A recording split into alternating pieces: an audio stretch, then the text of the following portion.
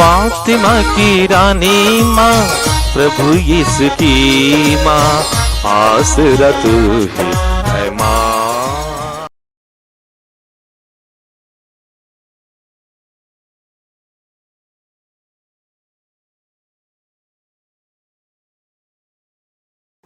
पहला पाठ प्रेरित चरित्र अध्याय 4 पद संख्याएं 13 से 21 तक। पेतरुस और यूहन्ना का आत्मविश्वास देखकर और इन्हें अशिक्षित तथा अज्ञानी समझकर महासभा के सदस्य अचंभे में पड़ गए। फिर वे पहचान गए कि ये यीशु के साथ रह चुके हैं, किंतु स्वस्थ किए गए मनुष्यों को इनके साथ खड़ा देखकर वे उत्तर में कुछ नहीं बोल सके। उन्होंने पेतरुस और यूहन्ना को सभा से बाहर जाने का आदेश दिया और यह कहकर आपस में परामर्श किया, हम इन लोगों के साथ क्या करें? यरूशलेम में रहने वाले सभी लोगों को यह मालूम हो गया कि इन्होंने एक अपूर्व चमत्कार दिखाया है। हम यह अस्वीकार नहीं कर सकते। फिर भी जनता में इसका और अधिक प्रचार ना हो, इसलिए हम इन्हें कड़ी चेतावनी दें कि अब से यीशु के नाम पर किसी से कुछ नहीं कहना।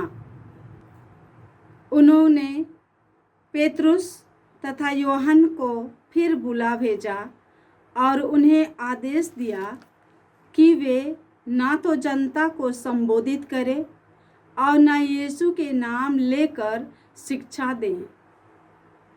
इस पर पेतरुस और यूहन्ना ने उन्हें यह उत्तर दिया, आप लोग स्वयं निर्णय करें, क्या ईश्वर की दृष्टि में यह उचित होगा कि हम ईश्वर की नहीं बल्कि आप लोगों की बात मानें?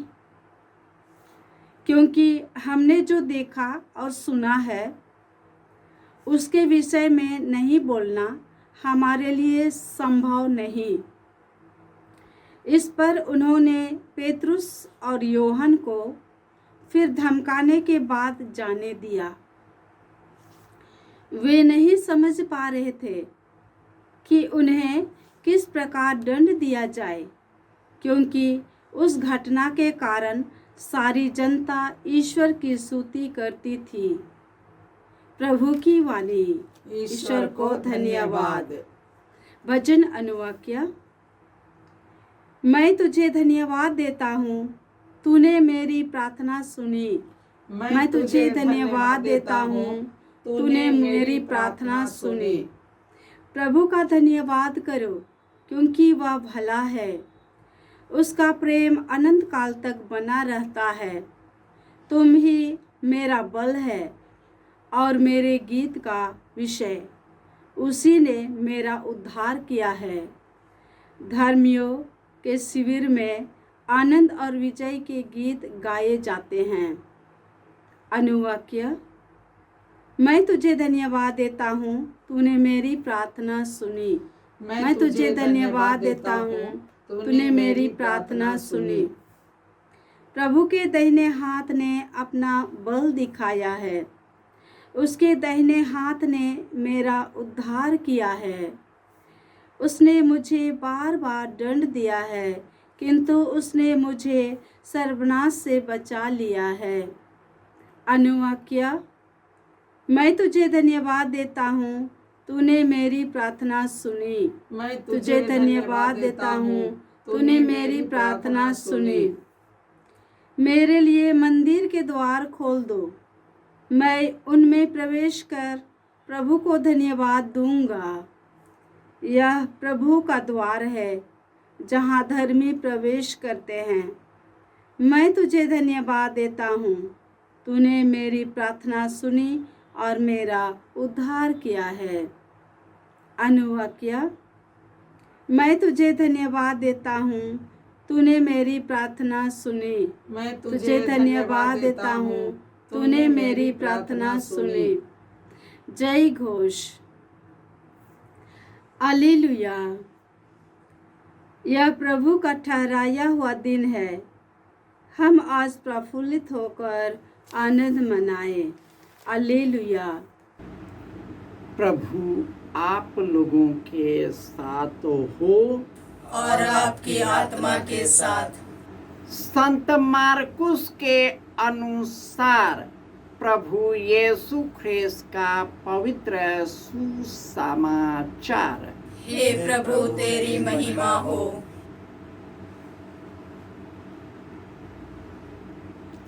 अध्याय 16 पद संख्या 9 से 15। यीशु सप्ताह के प्रथम दिन प्रातः जी उठे। वह पहले मरियम मगदलेना को, जिससे उन्होंने 7 अपदूतों को निकाला था, दिखाई दिया। उसने जाकर उनके शोक मनाते और विलाप करते हुए अनुयायियों को यह सुसमाचार सुनाया। किंतु जब उन्होंने यह सुना कि यीशु जीवित है और उसने उन्हें देखा है, तो उन्हें इस पर विश्वास नहीं हुआ। इसके बाद यीशु दूसरे वेश में उनमें 2 को, जो पैदल देहात जा रहे थे, दिखाई दिए। उन्होंने लौटकर शेष शिष्यों को यह समाचार सुनाया, किंतु शिष्यों को उन दोनों पर विश्वास नहीं हुआ। बाद में यीशु 11 को उसके भोजन करते समय दिखाई दिए और उन्होंने उसके अविश्वास और हठधर्मी की निंदा की, क्योंकि उन्होंने उन लोगों पर विश्वास नहीं किया जिन्होंने यीशु को पुनर्जीवित देखा था। इसके बाद यीशु ने उनसे कहा, संसार के कोने कोने में जाकर सारी सृष्टि को सुसमाचार सुनाओ। यह प्रभु का सुसमाचार है। हे क्रिस्त तेरी स्तुति हो। ख्रिस्त में प्यारे भाइयों और बहनों, प्रभु यीशु पेंतेकोस्त से पहले 40 दिनों तक विविध रूपों में अपने शिष्यों और उन लोगों को दर्शन दिया जो उनसे जुड़े हुए थे। जब भी यीशु का दर्शन होता था, उनके अंदर संशय ही रहा और जितने लोगों ने शिष्यों को बताया था, उन लोगों पर विश्वास नहीं किया। इसके लिए यीशु उन्हें फटकारते हैं और उसकी हठधर्मी की निंदा करते हैं। परंतु जब पवित्र आत्मा उन सबों पर उतरता है, वे सभी ईश्वर के दिव्य ज्ञान से भर जाते हैं, यीशु के रहस्य को समझ पाते हैं। इस प्रकार सभी शिष्य लोगों के पास हिम्मत और साहस के साथ बहुत सारे चमत्कार दिखाते हैं। पेतुस और यूहन्ना लोगों के सामने इतने चमत्कार दिखाते हैं, इतने कार्य करते थे कि लोग समझ नहीं पा रहे थे आखिर क्या हो रहा है। यहाँ तक कि अधिकारी भी डर चुके थे। वे कई तरह से उनको रोकने की कोशिश किया, लेकिन वे रुके नहीं। एक एक करके सबों को मार रहे थे, काट के फेंक रहे थे, कई तरह से तड़पा रहे थे, धमकियां दे रहे थे। लेकिन जो पवित्र आत्मा से प्रेरित व्यक्ति है, उनके शरीर को गला सकता है, मार सकता है, लेकिन पवित्र आत्मा से निकला हुआ शब्द को कभी मार नहीं सकता। ईश्वर ने निर्णय करने के लिए हमारी इच्छा शक्ति चाहता है। यदि हमारी इच्छा नहीं है, यदि हम ईश्वर को ढूंढते नहीं हैं, तो ईश्वर कुछ नहीं करेगा। ईश्वर तभी करता है जब हमारी इच्छा उसके लिए जागती है। यह छू मंतर नहीं होता है। कृपा तभी मिलती है जब हम कृपा में बढ़ने लगते हैं। हम बढ़ने के लिए व्याकुल हो जाते हैं। जैसे एक प्यासा हिरणी पानी के लिए तरसता है, उसी प्रकार जो भक्त होता है यीशु और ईश्वर के लिए तरसता है। जब तक हमारा आत्मा, हृदय, शरीर तरसता नहीं, तब तक कुछ प्रकट होता नहीं। हम अन्यास इस दुनिया में चलने लगते हैं। हम कितना भी सुसमाचार सुने, कितना भी वचन को सुने, कितनी भी बार पढ़े, यदि हमारा हृदय ईश्वर की ओर मुड़ता नहीं, ईश्वर के प्रति भक्ति होता नहीं, उसके प्रति प्रेम उमड़ता नहीं, सब कुछ बेकार है। हमारा मिस्सा बलिदान भी एक नियम बनकर रह जाएगा, कोई फायदा नहीं है। जब तक हम पूर्ण रूप से शरीर, मन, आत्मा से ईश्वर को खोजते नहीं, तब तक वह मिलता नहीं। और जो उसकी खोज में लगा रहता है, ईश्वर उसके मनोरथ को पूरा करता है।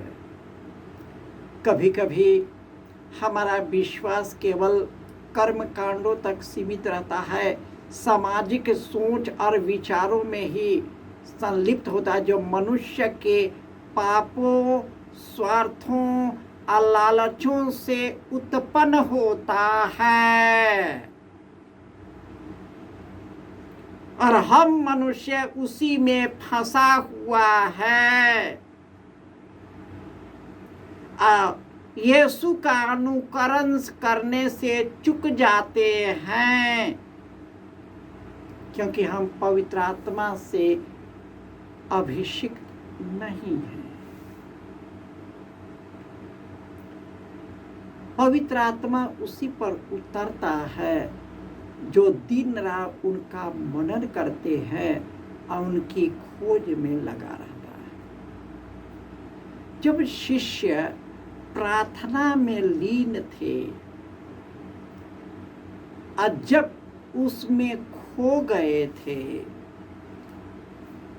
यीशु के लिए सब कुछ करने को तैयार थे, मरने को तैयार थे, किसी भी कठिन परिस्थितियों में जीने को तैयार थे, धमकियों में भी जीने को तैयार थे, मर और कटने को तैयार थे। क्यों? क्योंकि उनका प्रेम यीशु के लिए उमड़ता था, इसलिए यीशु का प्रेम उसमें उमड़ने लगा था। जय यीशु।